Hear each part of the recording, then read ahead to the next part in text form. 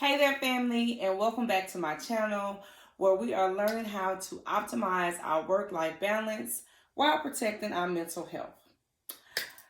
One of my favorite things to do, besides eating, sleeping, getting massages, did I say eating? Oh, yeah, reading. I absolutely love to read. Seriously, I love to read. The problem is I don't have as much time as I would like to anymore to read. So I have really been just diving into my audibles. I absolutely love audible books. I mean, when I'm in the bathtub, it's like I can listen to a book and it just takes my mind into another world. So those are absolutely amazing. But this year, I am challenging myself to read my top 5.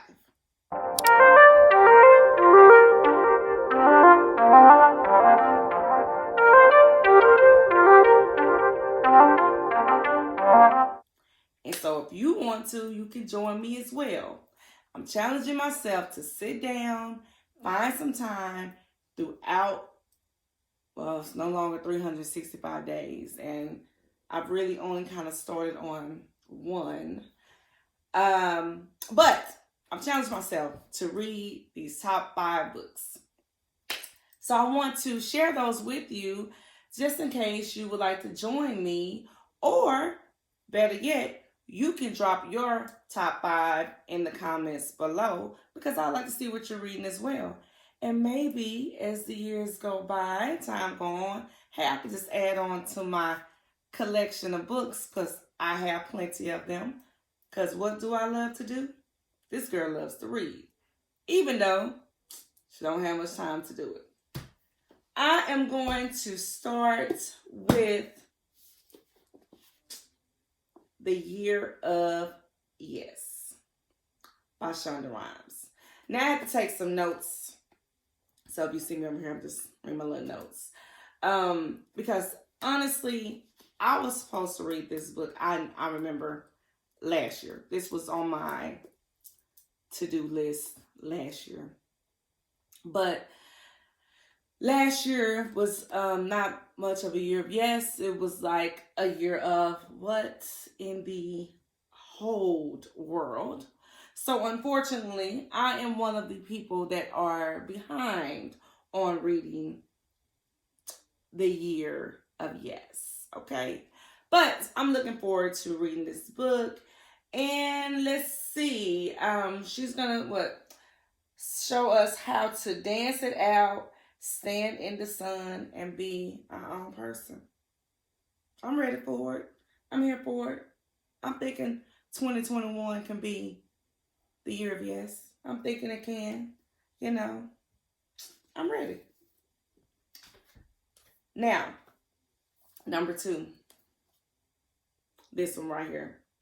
Successful Women Think Differently by Valerie Burton. Now, I have a couple of books by Miss Valerie. This book, my husband actually gifted me, and so I'm actually excited to read it because he just thinks his wife is so successful. I don't know why, but he does. So that's my little cheerleader, my support system. Well, he's not a little cheerleader. Don't get it wrong, okay? He's a huge cheerleader and a huge support system. But anyway, successful women think differently. And I'm gonna have to say, yeah, we do. And she is also a certified coach, professional and executive coach. Okay, Valerie. And she's going to talk to us about the 9 habits to make you happier, healthier, and more resilient. So I also am looking forward to what she has to say, because on the back she talks a little bit about focusing on solutions and not problems. Now, I'm all about that. We have enough problems. How are we going to solve these problems? and how to bounce back from setbacks and turn them into strategic advantages. Okay, come on. If y'all ain't got this, y'all might not get this one. Come on, we trying to be successful. So I mean, we need to try to think differently. All right, Barry? She here to help us. This one right here. Oh, I got this book, I want to say while I was in my PhD program, when I was just struggling, just going through to figure out how in the heck was I going to finish this program, continue to do everything I was doing, be a good wife, mother, all the above, and I should have read it then. But I'm going to read it this year. The Gifts of Imperfection. What did I just say? See, you say I'm trying to do too much, trying to read to you and look at me. The Gifts of Imperfection. Okay. She tells us to let go of who we think we're supposed to be and embrace who we are. And she's going to give us a guide to our wholehearted life. And this is Dr. Brene Brown. Now, Dr. Brene Brown, she has done several TED Talks. Now, I don't know about you, but them folks that can do some TED Talks, they're pretty dang on impressive to me. I want to say that's one of my goals, but I don't know yet. I don't really want to put that out there yet, but you're doing some TED Talks. That's pretty impressive. She's been on several stations such as PBS, CNN, so that means she be giving the info, on, you on the Oprah, okay. She must know what she's talking about. So we're going to read this, The Gifts of Imperfection. We trying to be too perfect. So we got to master our gifts. I'm ready for it, Dr. Brown. Dr. Brown is ready for it, Dr. Brown. Okay. Now, this book right here, Life Interrupted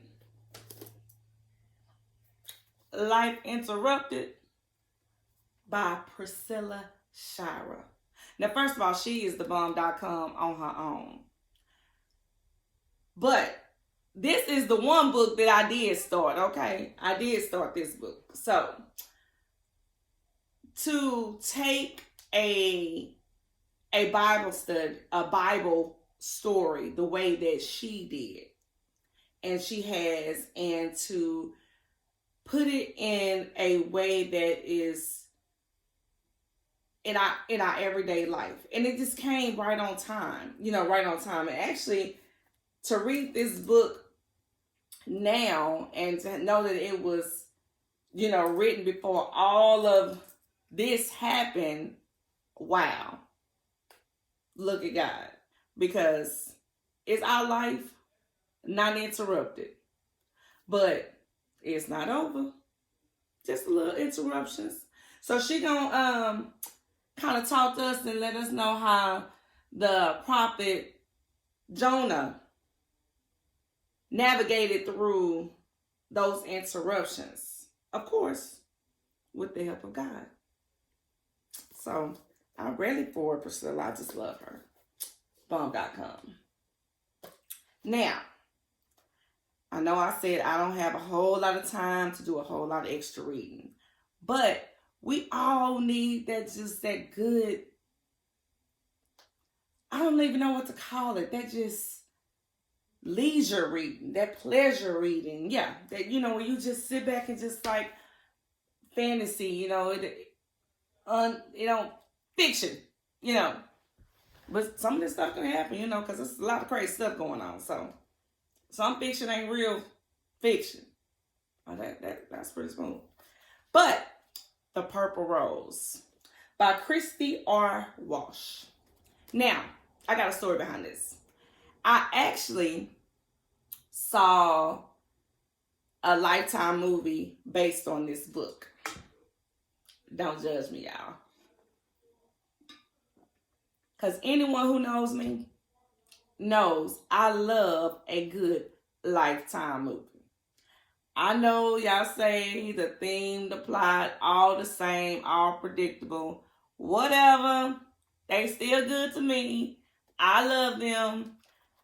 Hey, after I saw that movie, I remember ordering this book. I was like, oh, if this movie was like this book got to be even better, because we all know the book gives us all the sauce. Okay?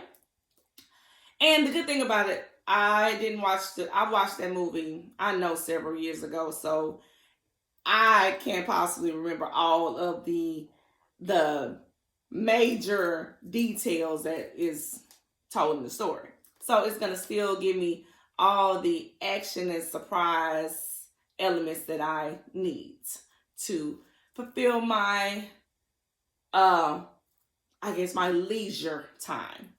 So if you're looking for a good just leisure fiction book, check out The Purple Rose. It was really good. So that is all I have. That is my top 5. And reading is good for the soul. Good for the soul. I am hoarse today. I don't know what is happening. These allergies is real. But reading is good for the soul.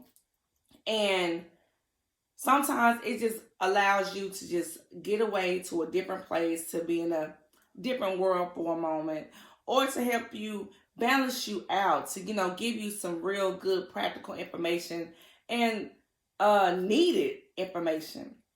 So please join me on our reading challenge for this year. I know we kind of starting the ball a little late, but some of you guys are some quick readers. I got some friends out there that be reading 2 or 3 books a month. I'm like, girl, you be reading at work. You be reading on the clock. Anyhow, if you love to read, put that down below too. If you enjoyed this video, go ahead and give it a thumbs up. If you haven't subscribed, go ahead and subscribe. And go ahead and hit that notification bell, because as always, I got some more stuff coming up for you. And I'm just looking forward to this next quarter, because we got some exciting things for you. Until next time, love you and peace.